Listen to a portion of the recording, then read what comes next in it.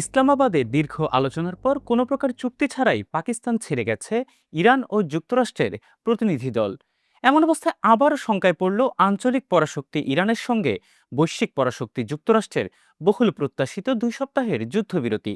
আলোচনা ব্যর্থ হলে নতুন করে যুদ্ধ শুরু হওয়ার ইঙ্গিত দেওয়া হয়েছিল ওয়াশিংটনের পক্ষ থেকে। এদিকে আলোচনা চলাকালীন হরমুজ প্রণালীতে 2টি যুদ্ধ জাহাজ পাঠিয়েছে যুক্তরাষ্ট্র, যা স্পষ্টই যুদ্ধবিরতির আলোচনায় নেতিবাচক উস্কানি দিয়েছে। যুক্তরাষ্ট্র ও ইরান দুই দেশই বলছে তারা সর্বোচ্চ চেষ্টা করেছে। যুক্তরাষ্ট্রের পক্ষ থেকে বলা হয়েছে তারা ইরানকে সর্বোত্তম প্রস্তাব দেওয়ার পরই আলোচনার টেবিল ছেড়েছে। অন্যদিকে ইরান বলছে যুক্তরাষ্ট্রের পক্ষ থেকে আসা প্রস্তাবগুলো অযৌক্তিক, ফলে তা মেনে নেওয়ার কোনো সুযোগ নেই। জীবন অবাক না করলে কে করবে? 28% মিল্ক ফ্যাটের অবাক করার সাথে ফ্রেশ মিল্ক পাউডার। জীবন অবাক করুক প্রতিদিন। অবশ্য ইরান প্রথম থেকেই এই আলোচনা যে কোনো ইতিবাচক পরিণতি নিয়ে আসবে না তা সম্পর্কে সচেতন ছিল। দেশটি শুরু থেকেই শক্তিশালী অবস্থানে থেকে আলোচনার টেবিলে যোগ দিয়েছিল। অন্যদিকে যুক্তরাষ্ট্র এসেছিল তেহরানকে সমঝোতায় বাধ্য করতে এবং নমনীয় অবস্থানে নিয়ে আসতে। ফলে ব্যর্থ এই আলোচনার প্রথম ধাপে ইরান যে কিছুটা এগিয়ে আছে তা বললে ভুল হয় না। আলোচনায় যুক্তরাষ্ট্রের পক্ষ থেকে স্পষ্টভাবে বলা হয়েছে ইরান যাতে কোনো পরমাণু অস্ত্র তৈরি করতে না পারে। অন্যদিকে ইরান তার আগের দাবি অনুসারে নিজেদের পরমাণু সক্ষমতা নিয়ে কোনো ছাড় দিতে নারাজ। তবে দেশটি বরাবরই পরমাণু কর্মসূচিকে বেসামরিক কাজে ব্যবহারের কথা বলে আসছে। একই সঙ্গে ইরানের পক্ষ থেকে বলা হয় হরমুজ প্রণালী নিয়ে যুক্তরাষ্ট্রের দাবি ইরানের জাতীয় স্বার্থ বিরোধী। পাশাপাশি ওয়াশিংটন এমন কিছু দাবি করেছে যা তারা যুদ্ধের মাধ্যমে অর্জন করতে পারেনি। পরবর্তীতে ইরান আরও আলোচনা করতে প্রস্তুত জানালেও দেশটির গণমাধ্যম এখন বলছে তারা আর আলোচনায় আগ্রহী নয়। এই আলোচনায় বসার আগেই কাতার এবং অন্যান্য বিদেশি ব্যাংকে জব্দ ইরানের সম্পদের উপর নিষেধাজ্ঞা প্রত্যাহারে রাজি হয়েছিল যুক্তরাষ্ট্র। এমনটা নিশ্চিত হওয়ার পরই ইসলামাবাদে পৌঁছায় ইরানের প্রতিনিধি দল। তবে হোয়াইট হাউসের পক্ষ থেকে এমনটা অস্বীকার করা হয়। ফলে আলোচনা ব্যর্থ হওয়ায় বলাই যায় সেই অর্থ আবারও অনিশ্চয়তার মুখ দেখল। অন্যদিকে আলোচনা চলাকালীন যুক্তরাষ্ট্রের পাঠানো 2টি যুদ্ধজাহাজ হরমুজে প্রবেশ করতে চাইলে তাদের বাধা দেয় আইআরজিসির নৌবাহিনী।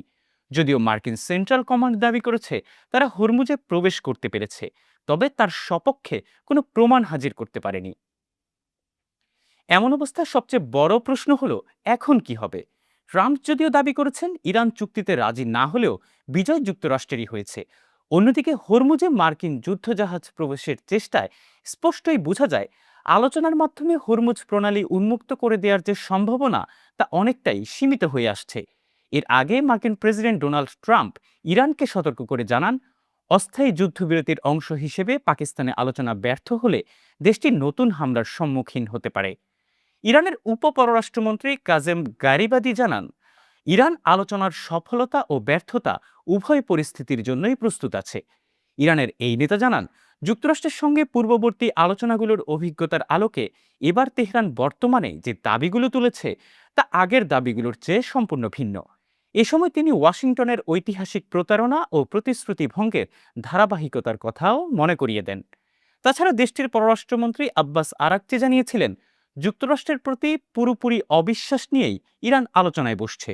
অন্যদিকে আইআরজিসির অভিজাত ইউনিট কুদস ফোর্সের কমান্ডার ব্রিগেডিয়ার জেনারেল ইসমাইল কাআনি জানিয়েছেন আঞ্চলিক প্রতিরোধ অক্ষ ইতিহাসের অন্য যে কোনো সময়ের চেয়ে অধিক শক্তিশালী এবং সুসংহত অবস্থায় রয়েছে। এমন অবস্থায় ইরান ও যুক্তরাষ্ট্রের অবস্থান আবারও মুখোমুখি হলে ট্রাম্প ইরানের উপর হামলার তীব্রতা আরও বাড়াতে পারেন। তবে নিজেদের দাবি অনুযায়ী এমন পরিস্থিতির জন্য যথেষ্ট প্রস্তুতি নিয়ে রেখেছে তেহরান। এমনকি মার্কিন গোয়েন্দা প্রতিবেদনে স্পষ্টই বলা হয়েছে মার্কিন হামলার পরও ইরানের হাতে ব্যাপক পরিমাণ আত্মঘাতী ড্রোন ও ক্ষেপণাস্ত্রের মজুত রয়েছে।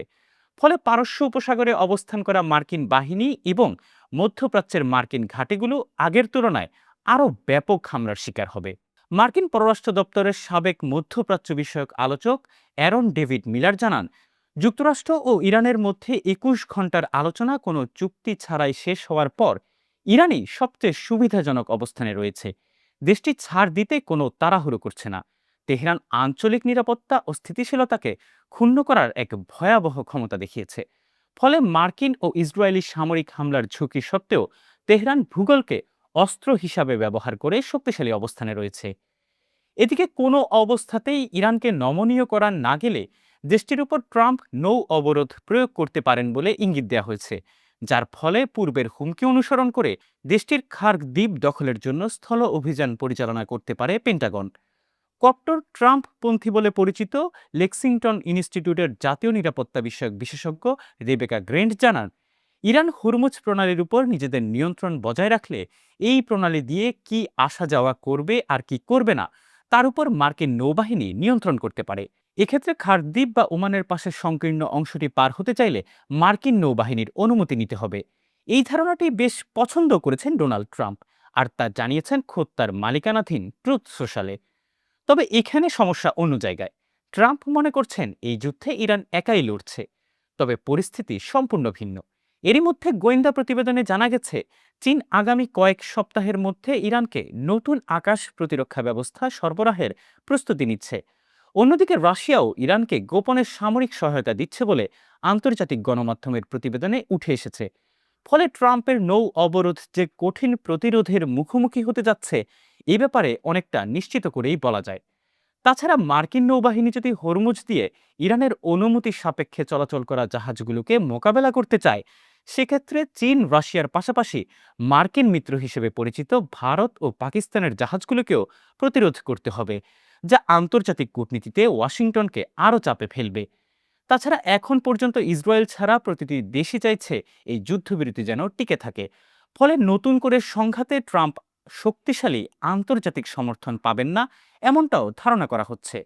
অন্যদিকে নৌ অবরোধের ধারণা পছন্দ করার পরপরই ট্রুথ সোশ্যালে দেয়া এক পোস্টে ট্রাম্প বৈশ্বিক বাজারে মার্কিন জ্বালানির রপ্তানির প্রস্তাবও দিয়েছেন, যার মাধ্যমে ইরানি অবরোধের কারণে চলমান অস্থিরতা কমিয়ে আনা যাবে। তবে এক্ষেত্রে মধ্যপ্রাচ্যের জ্বালানির বাজারে থাকা হুমকি কিভাবে কমে আসবে তার কোনো ধারণা পাওয়া যায়নি। ট্রাম্প যদি মধ্যপ্রাচ্যের জ্বালানি রপ্তানি এড়িয়ে শুধু মার্কিন জ্বালানি রপ্তানির উপর দৃষ্টি দিয়ে থাকেন, তা স্বাভাবিকভাবেই আরব মিত্রদের অসন্তোষ তৈরির কারণ হবে। ফলে বলাই যায়, ইসলামাবাদ আলোচনা ভেস্তে যাওয়ার পেছনে ট্রাম্পের গোয়ার্তুমি ওয়াশিংটনকে ইতিবাচক কোনো ফলাফলই এনে দেয়নি, বরং ইরানকে বিশ্বমঞ্চে একটি শক্তিশালী পক্ষ হিসেবেই পরিচয় করিয়ে দিয়েছে, যারা শুরু থেকে শেষ পর্যন্ত প্রবল চাপের মুখেও কোনো ছাড় দিতে নারাজ। শেষ